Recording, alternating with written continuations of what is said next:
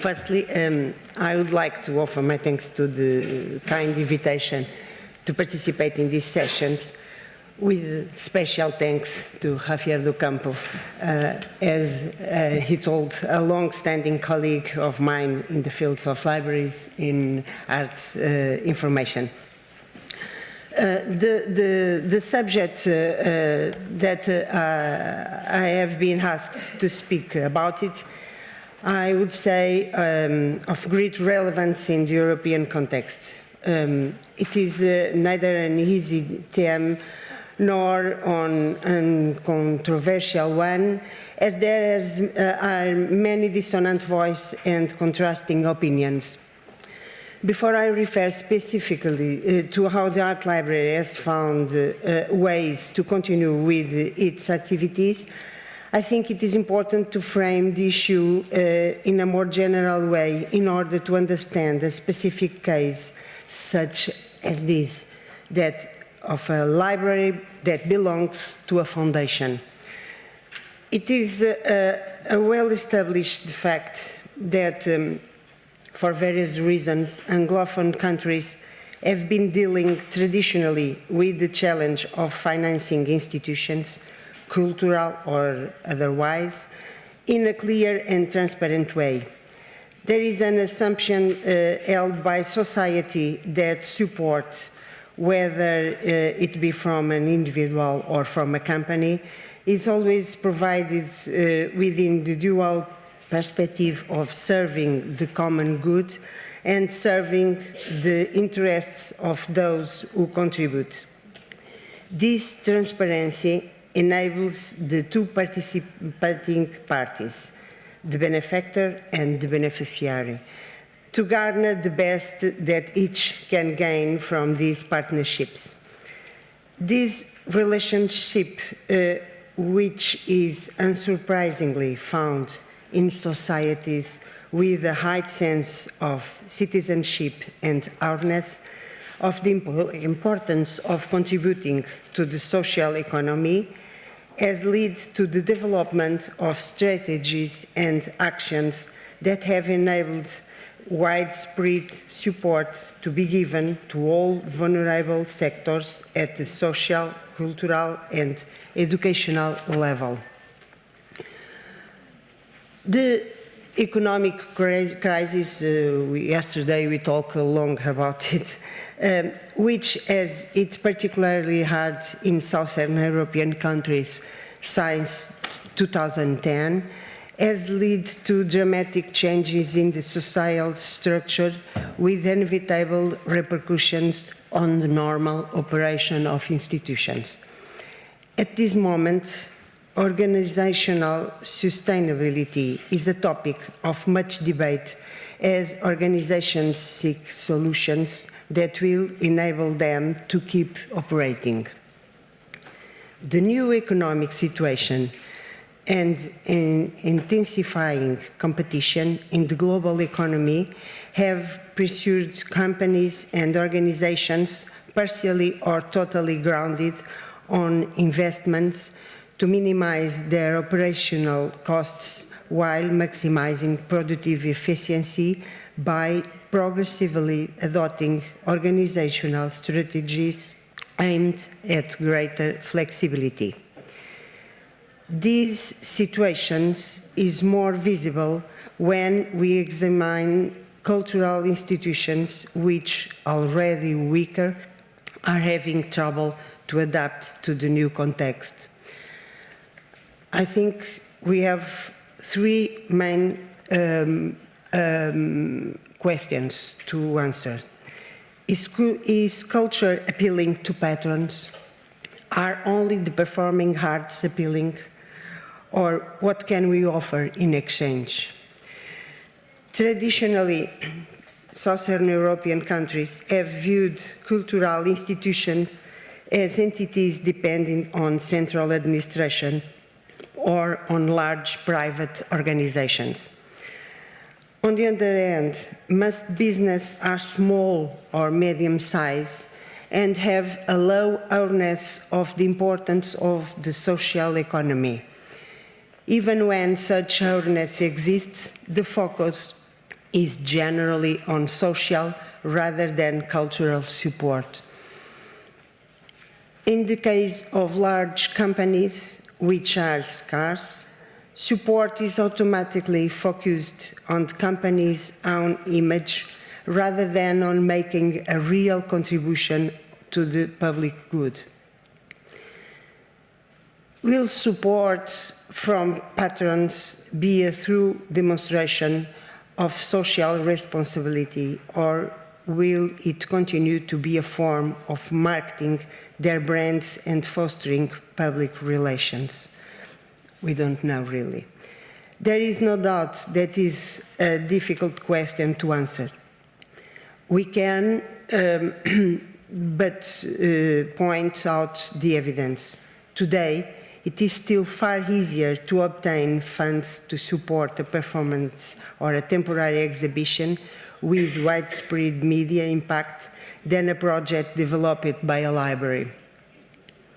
Nevertheless, cultural patronage has witnessed growing support in Portugal, and it is an important source of direct and indirect funds for institutions and for cultural activities in general.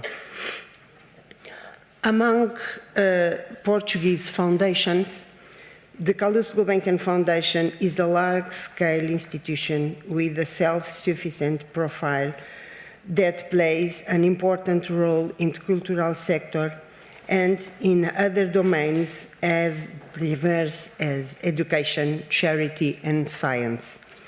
For decades, the Foundation has autonomously intervened using the endowment left by its founder to fund direct initiatives or support external activities.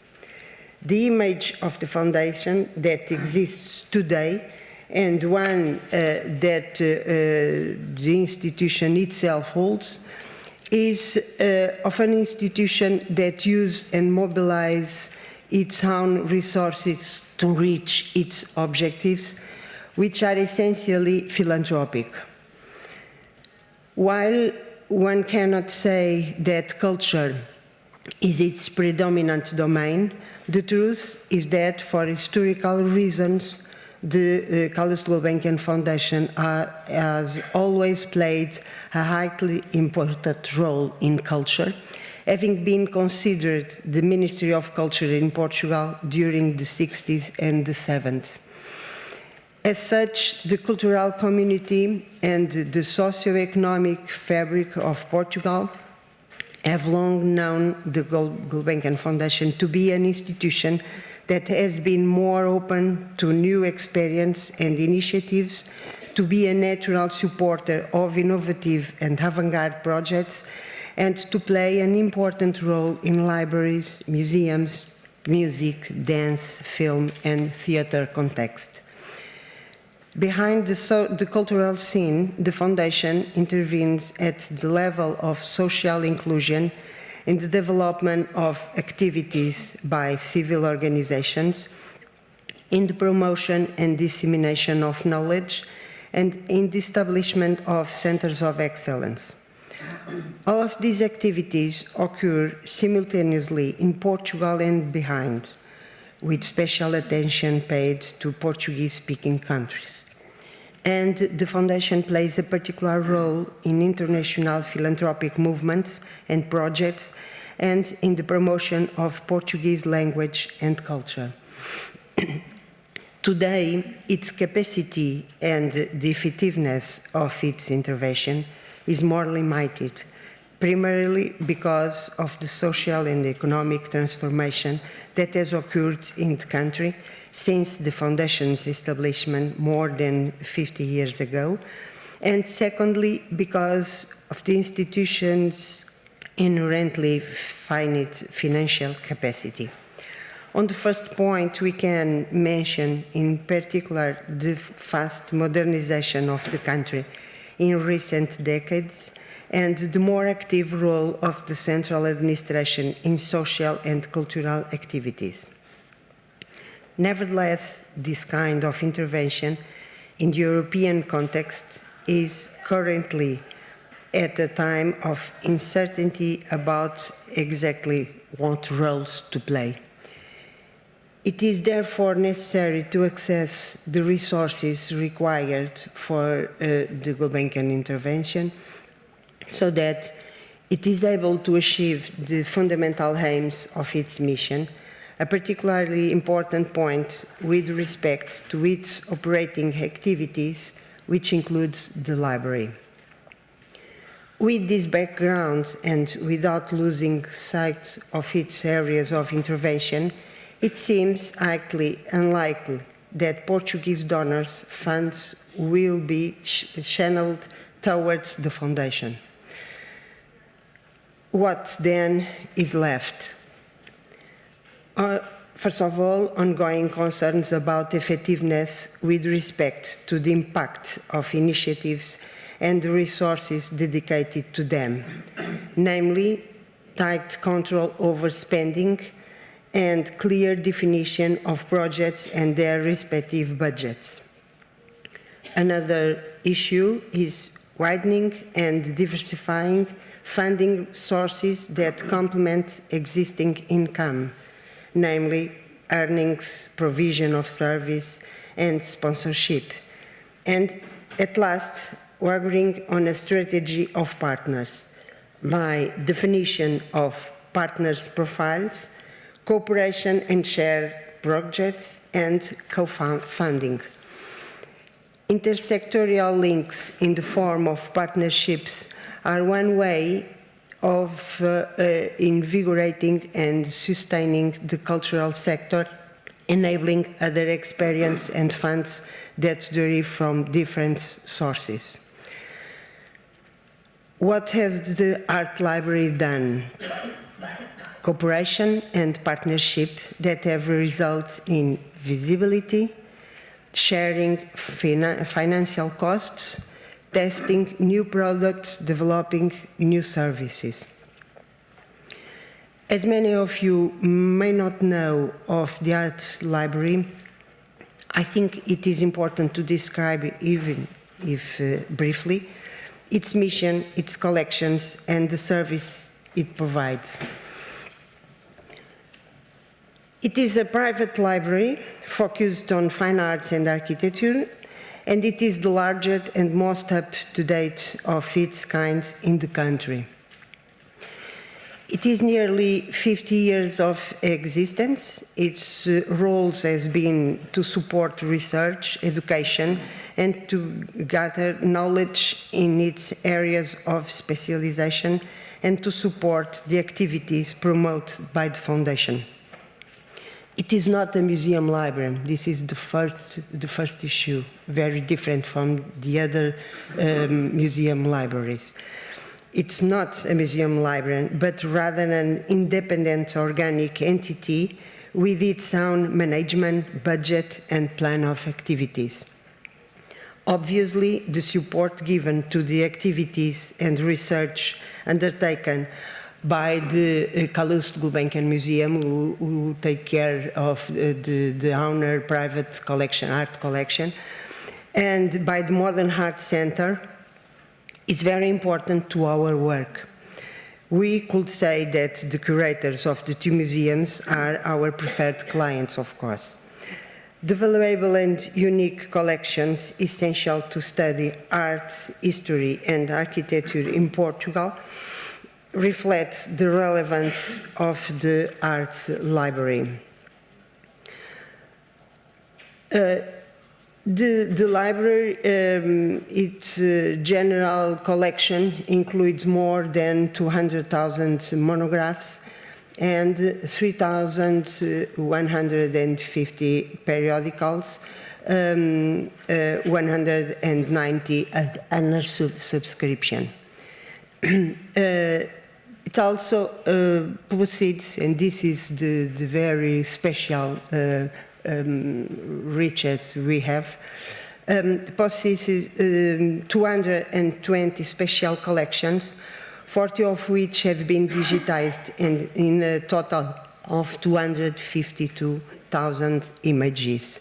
You have some images of different collections. We have 17 private libraries, namely the founder's own library and personal collections that belonged to artists and critics of art. 180 photographic collections, totaling more than 500,000 photographs, of which nearly 100,000 have been digitized. And 23 private archives of artists and architects, of which 7 has been digitized in a total of 90,000 images.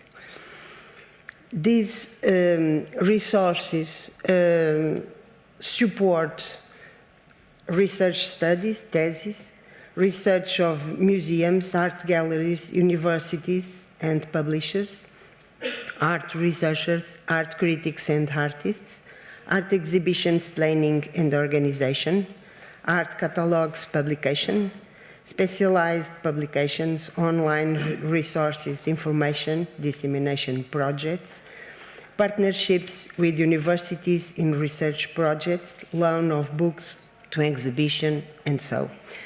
In this slide, you have some figures from last year on online queries on digitized collections. I think they give a broad picture of the impact of special collection in our users. As we previously mentioned, the Art Library has developed projects involving cooperation and partnership that have resulted in visibility to the institution and its resources, sharing financial costs, testing new products, developing new services. As it was already mentioned yesterday in these jornadas, visibility can be attained through network integration. In the specific case of the Art Library, worth mention 3 international projects: Art Libraries Comnet, Europeana and Commons. We are in the 3 of these projects. To achieve these objectives, the library has tried to find ways of sharing costs of direct activities, especially in relation to the preservation and dissemination of digitized collections. In the last decade, it has done so by successful obtaining structural funding from the European Union and from private donors. Now it's not possible in Portugal to access to European funds directly by private, as we have private, so we need to think a little bit more. To promote and develop scientific knowledge via information provision and follow-up of research studies and projects. And you have in the first alinea 2 products presented as examples. They were both developed by universities. The first one was the object of a PhD dissertation that took digital photographs, images from an exhibition run in 1957 and developed an online virtual tour to the exhibition. The other, the OPSIS, allowed to publish an iconographic database on theatre in Portugal, and we gave the digitized images.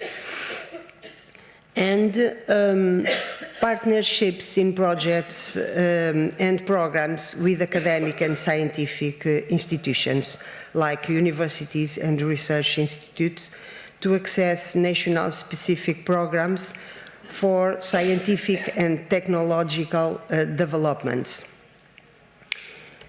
And this is two current projects, the Digital, Tiles and Ceramics Online, and Museo, Portuguese Research Infrastructure for the Social Science, Arts and Humanities.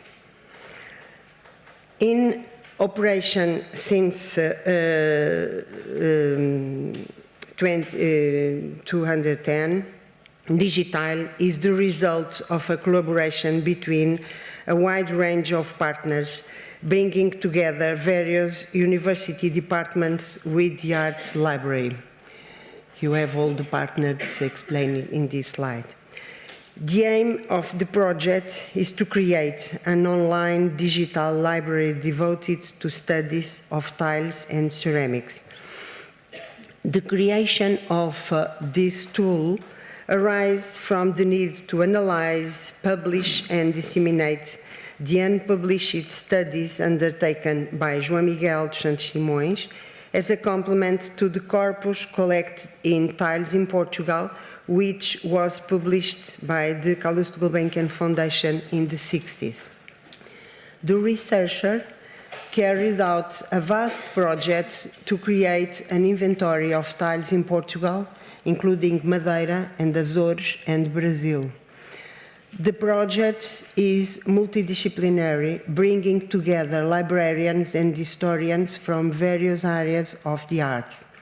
It is a dynamic project that envisions the development of new contributions by research and new documentation centers, irrespective of the media used, sound, moving images, documents in digital format. It will be a work in progress with the first results published in the next year. The online digital library will facilitate publishing new research and new studies along with their production. The first phase of Digital project aggregates information on bibliographic records from photograph collections and unpublished materials, interviews and conference records, research studies, and other information registered on the library catalogue on this subject.